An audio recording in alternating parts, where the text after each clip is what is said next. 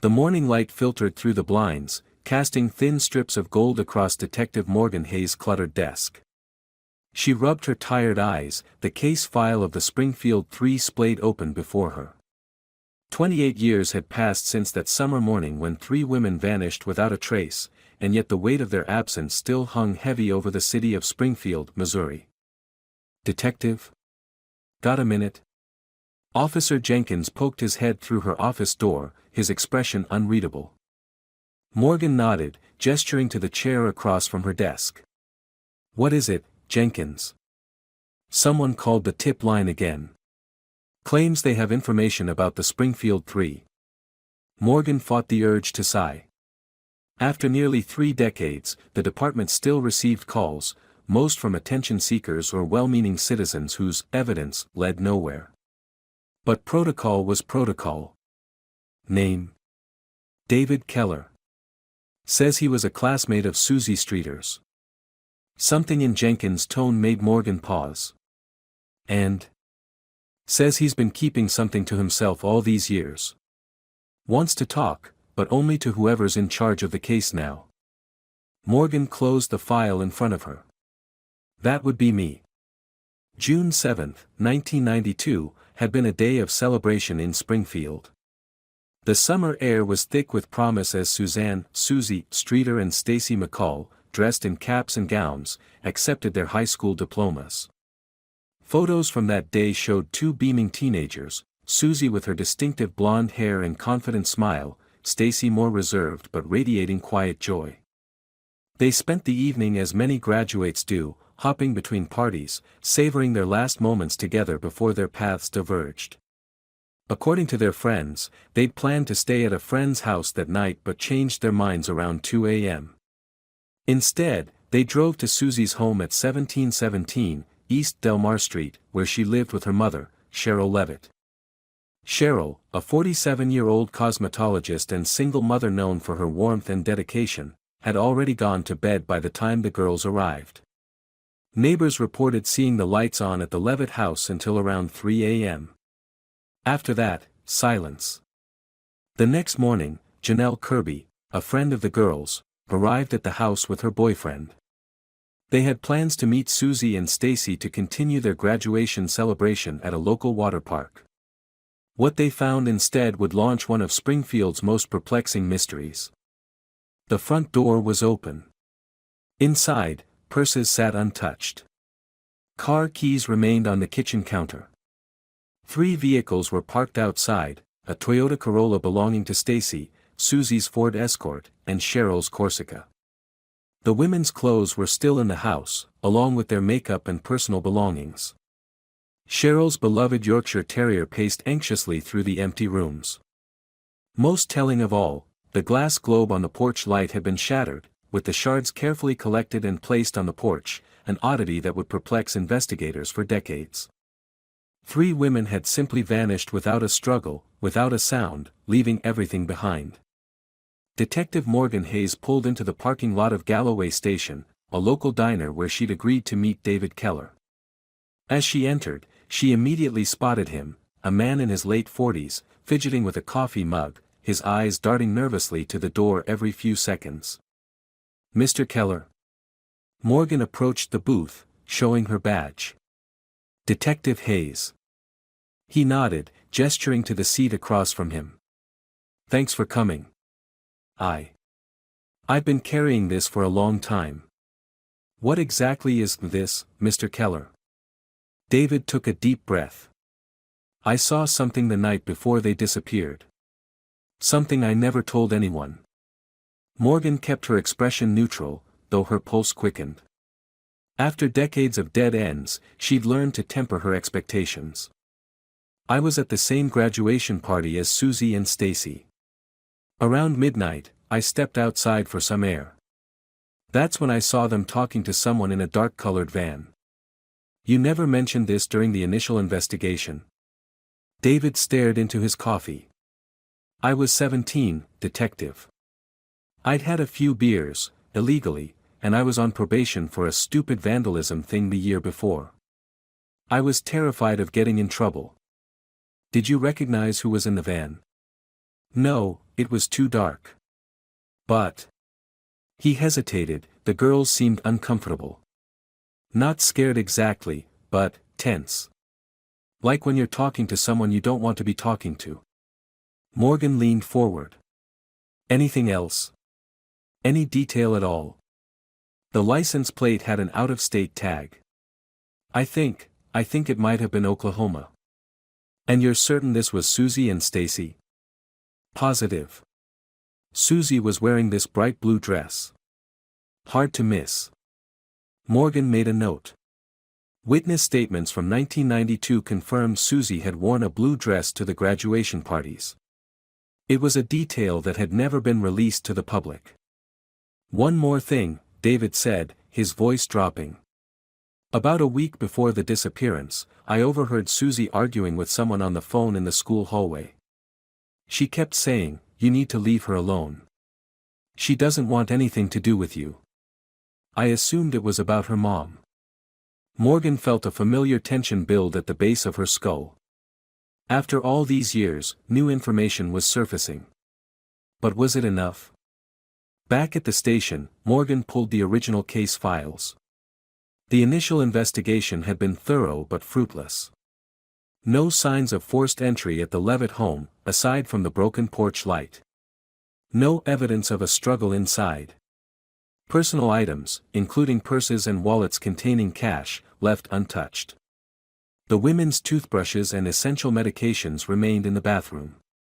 The only peculiarity, a voicemail on Cheryl's answering machine had been inadvertently erased by one of the friends who discovered them missing. Could it have contained vital information? Or was it just another dead end in a case filled with them? Morgan spread the photographs across her desk, images of a house frozen in time. A half-finished cup of coffee on the kitchen counter. A novel splayed open on Cheryl's nightstand. A graduation card for Susie, signed by her mother, sitting unopened on her dresser. These weren't the signs of people who had planned to leave. These were the remnants of lives suddenly interrupted. Morgan picked up the phone. "Jenkins, I need you to pull everything we have on vehicles with Oklahoma plates that might have been in Springfield around June 7, 1992. And get me the visitor logs from the Missouri State Penitentiary for May and June of that year." The penitentiary? What are we looking for? Morgan stared at Cheryl Levitt's file. "I'm not sure yet. But Cheryl was divorced, and her ex-husband had a history of troubling behavior. I want to know if he had any associates who were incarcerated, and who might have been released around that time." As she hung up, Morgan turned to the wall where photos of Cheryl, Susie, and Stacy smiled back at her. 28 years of silence. 28 years of questions. "What happened to you?" she whispered. The following morning, Morgan drove to East Delmar Street. The Levitt house had changed hands several times since 1992, but the current owners had agreed to let her visit. As she pulled up to the curb, a chill ran through her despite the summer heat. There was nothing particularly ominous about the modest one-story home, and yet knowing what had, or hadn't, happened there made it feel heavy with unspoken secrets. The current owner, a woman in her 30s named Melissa, greeted her at the door. "Thanks for letting me come by," Morgan said, showing her badge. "I know this must be strange for you." Melissa shrugged. "We knew about the case when we bought the place. To be honest, I never feel anything weird here. It's just a house." Morgan nodded, stepping inside. The layout was the same, though the decor had changed completely. She moved through each room, trying to visualize that night in June 1992. 3 women. No signs of struggle.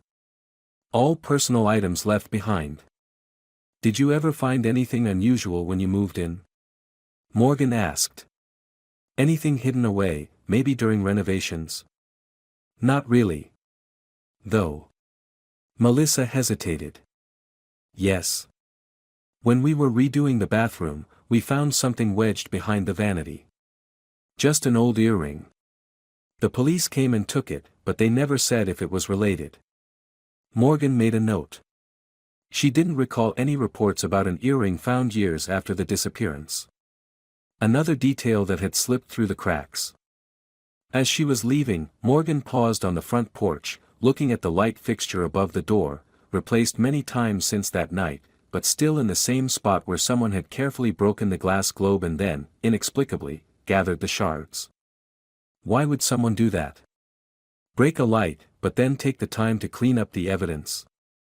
Unless they didn't want anyone to notice the light was broken. Unless they wanted anyone approaching the house to think everything was normal, at least until they got close enough. Back at the station, Morgan found Officer Jenkins waiting at her desk, his expression grim. "What is it?" she asked, setting down her coffee. "I pulled the records you asked for." In May 1992, a man named Robert Gage was released from Missouri State Penitentiary after serving 5 years for assault and battery. And Gage was cellmates with Gerald Streeter's cousin. Gerald being Susie's father, Morgan finished. Cheryl's ex-husband. Jenkins nodded. "There's more." Gage was driving a dark blue Dodge van registered in Oklahoma. He'd moved there after his release to stay with family. Morgan felt her pulse quicken. Did anyone interview him after the disappearances? That's the thing, his name isn't anywhere in the original case files. I don't think anyone made the connection. Morgan sank into her chair, mind racing. A dark van with Oklahoma plates. A recently released violent offender with a connection to the family. It wasn't proof, but it was the first solid lead in years. We need to find Robert Gage. Jenkins shifted uncomfortably. That might be difficult. Gage died in 2010, car accident in Tulsa. Morgan's momentary hope deflated. Another dead end? Or just another piece of a puzzle that had eluded solution for nearly 3 decades? What about property? Did Gage own anything in Missouri or surrounding states? Jenkins consulted his notes. He inherited a hunting cabin from his uncle in 1989, while he was still incarcerated. It's in the Ozarks, about 2 hours from Springfield. No record that he ever sold it. Morgan grabbed her keys. "Get me the address." The cabin was barely visible from the narrow dirt road that wound through the dense woods of the Ozark Mountains. Morgan parked her car and surveyed the scene. The structure was small and dilapidated, clearly abandoned for years. Thick vines crawled up the walls, and part of the roof had caved in. "Doesn't look like anyone's been here in a long time," Jenkins observed, stepping out of the passenger seat. Morgan approached cautiously, her hand resting on her holstered weapon more from habit than any sense of immediate danger. The door hung partially open, its lock long since broken. Inside, the cabin was a mess of rotting furniture and animal droppings. Sunlight filtered through holes in the roof, illuminating dancing dust particles. Morgan moved methodically through the space, noting the collapsed bed frame, the rusted wood stove, the broken chairs. "Check for anything unusual," she instructed Jenkins. "Hidden compartments, loose floorboards, anything." They worked in silence for several minutes. Morgan was examining the remains of a bookshelf when Jenkins called out from what had once been the bathroom. "Detective, you need to see this." Morgan crossed the cabin, stepping carefully over debris. Jenkins was crouched beside the bathtub, which was filled with leaves and rainwater that had leaked through the ceiling.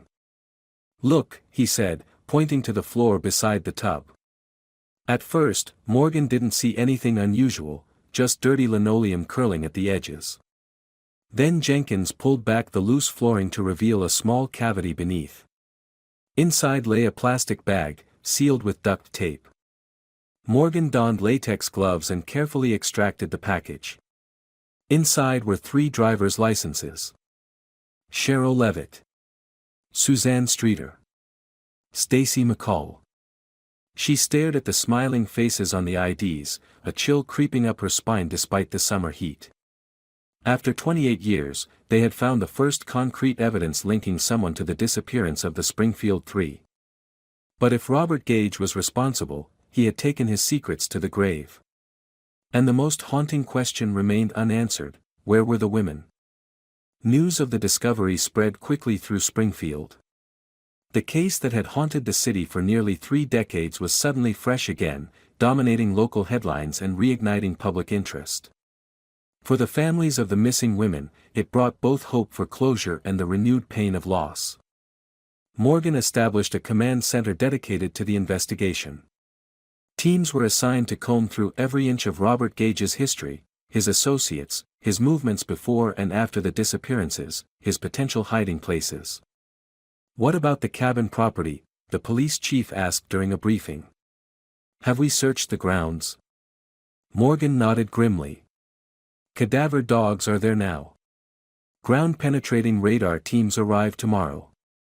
The unspoken question hung heavy in the room: were they finally looking for bodies rather than missing persons? As the meeting dispersed, Morgan returned to her office, where a new stack of files awaited her. Among them was a report on Gerald Streeter, Susie's father and Cheryl's ex-husband. Though he had been cleared of involvement in 1992, Morgan wanted to revisit every angle.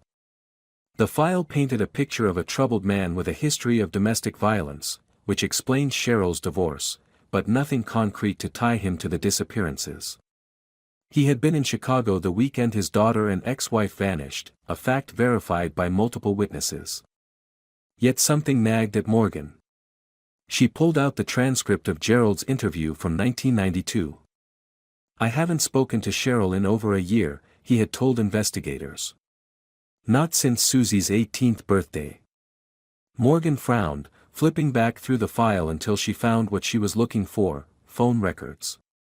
In the month before the disappearance, there had been 3 calls from Gerald's Chicago apartment to the Levitt home, the most recent just 4 days before the women vanished.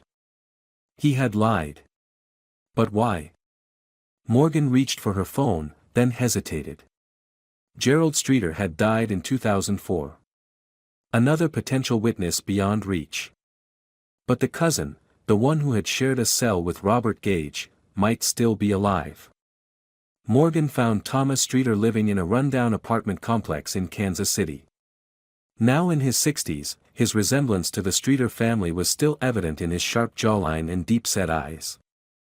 "I figured someone would come asking eventually," he said, gesturing for Morgan to enter his cluttered living space.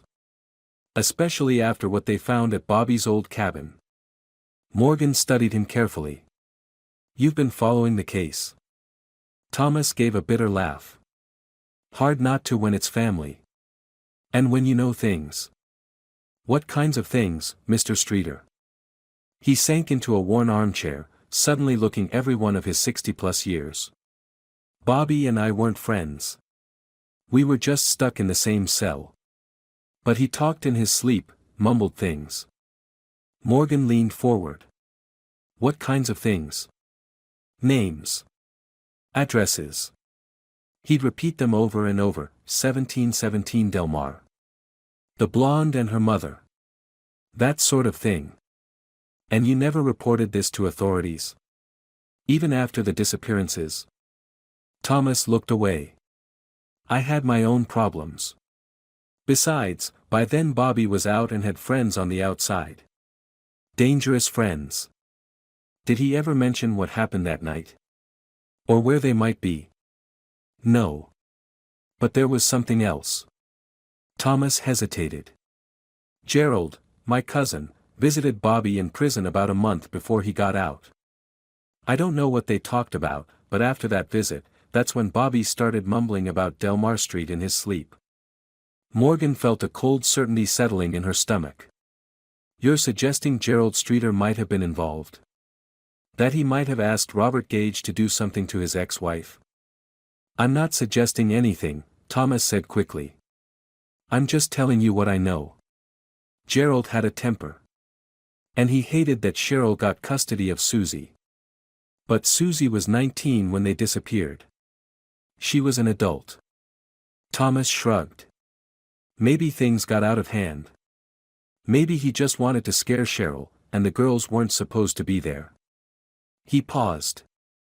"Or maybe I'm wrong about all of it. Bobby Gage was a violent man. Could be he acted alone."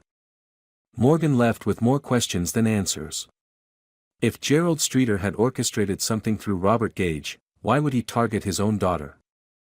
And if Gage had acted alone, what was his motive? The driver's licenses found at the cabin proved Gage's involvement, but the full truth remained elusive. And the most crucial question still had no answer: where were Cheryl, Susie, and Stacy? The search of the cabin grounds yielded nothing. No disturbed earth, no human remains. The surrounding woods were searched in an expanding grid pattern, but the dogs found no scent. Morgan stood at the edge of the property, frustration mounting. If not here, then where? Her phone rang, Jenkins calling from the station. "We might have something," he said, his voice tight with controlled excitement. A retired prison guard came forward after seeing the news. Says he overheard a conversation between Gerald Streeter and Robert Gage during that visit in 1992. Something about the old quarry and making sure no one would ever find them. Morgan's mind raced. There are dozens of abandoned quarries in Missouri. Yes, but only one that Robert Gage would have access to. His uncle, the one who left him the cabin, used to work security at the Whitman Quarry. It shut down in the 80s, but the uncle would have had keys. 20 minutes later, Morgan was briefing a search team. The Whitman Quarry was less than an hour from Gage's cabin, a flooded limestone pit surrounded by dense forest, long since abandoned by the company that created it. As they prepared to depart, Morgan felt the weight of nearly 3 decades of uncertainty. Could this finally be the answer to Springfield's most enduring mystery? The quarry was eerily beautiful, a deep pool of turquoise water surrounded by sheer white limestone walls. Signs warning of danger and prohibiting swimming hung from the chain-link fence surrounding the site. Those sections had been cut through by trespassers over the years. Police divers prepared their equipment as Morgan surveyed the scene. The water was clear but deep, over 100 feet in some places, according to old mining records. This could take days, the dive team leader warned. And we might not find anything.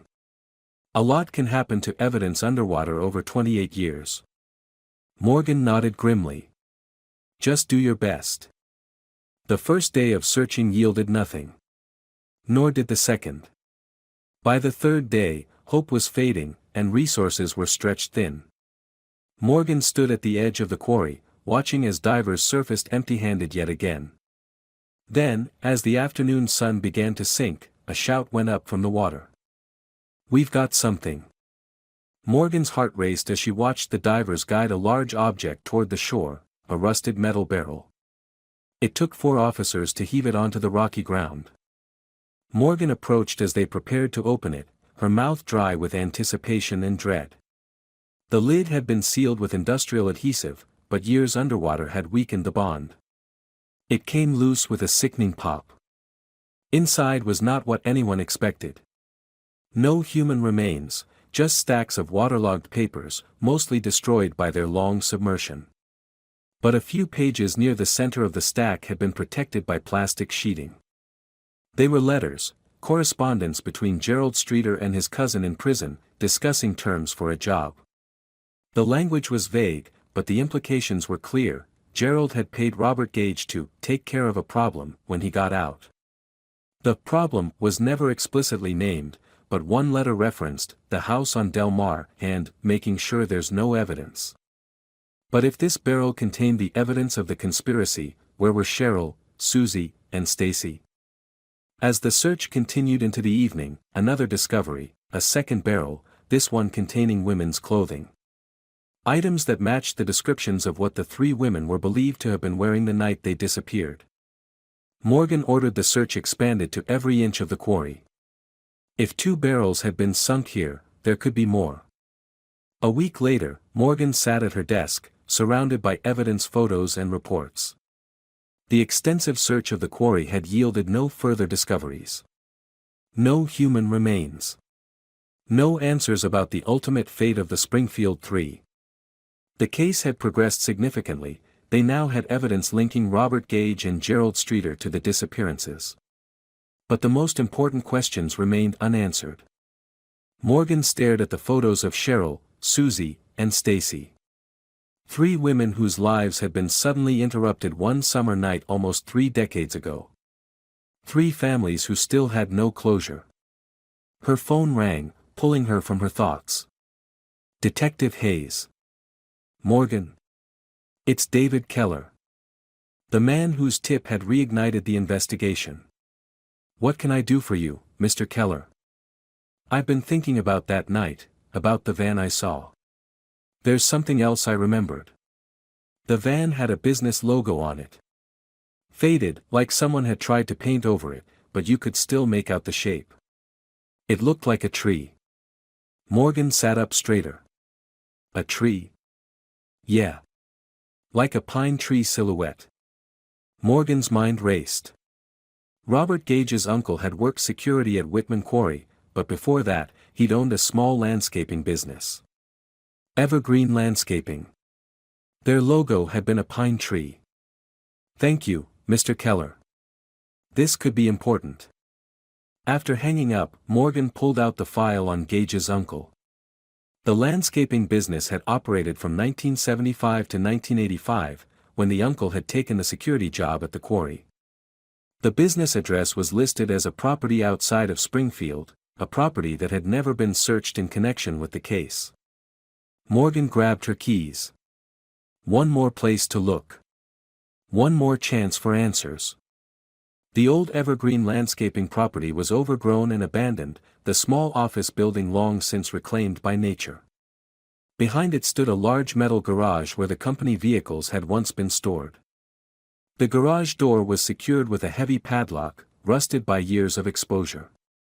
Morgan signaled to the officers accompanying her, and one stepped forward with bolt cutters. The lock gave way with a sharp crack. Inside, dust motes danced in the beams of their flashlights. Old garden equipment lined the walls, and empty shelves sagged under the weight of years. At first glance, there was nothing to suggest this place held the answers they sought.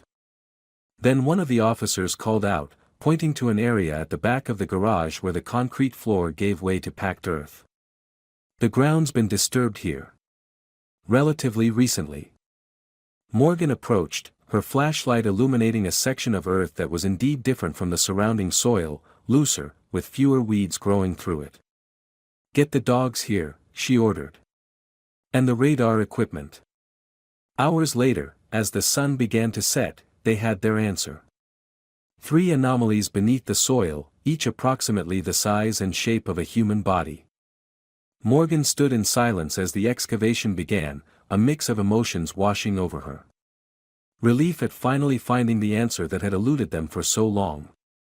Sorrow for the families who would now face the confirmation of their worst fears.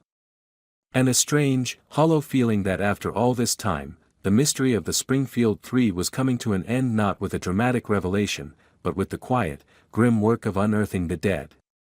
2 months later, Morgan placed 3 roses on the shared grave of Cheryl Levitt, Suzanne Streeter, and Stacy McCall.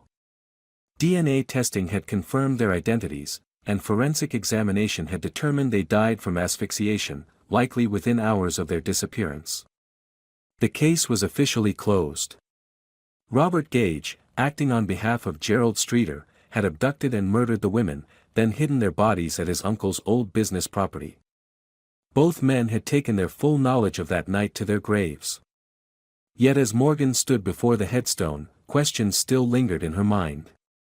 Why had the broken porch light glass been so carefully gathered? How had one man subdued 3 women without a struggle? Why target Susie and Stacy along with Cheryl? Perhaps some mysteries never fully reveal themselves, even when their central questions are answered. Perhaps there would always be shadows around the edges of this case, details lost to time and to the silence of those who could no longer speak. As Morgan turned to leave, she noticed an elderly couple approaching the grave, Stacy McCall's parents, now in their 70s but still standing tall. They nodded to her in quiet acknowledgement. "Thank you," Mrs. McCall said simply. "For not giving up." Morgan nodded, unable to find adequate words. What could one say to parents who had waited 28 years to bury their child?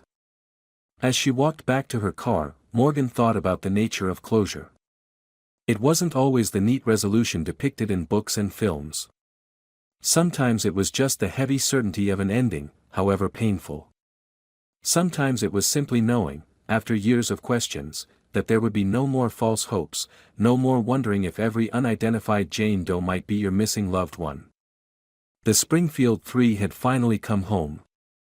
The city's most enduring mystery had an answer at last, even if that answer brought little comfort to those left behind. And for Detective Morgan Hayes, there would be other cases, other mysteries waiting to be solved. But she knew that none would stay with her quite like the case of three women who vanished on a summer night in 1992, leaving behind nothing but questions that took nearly 3 decades to answer.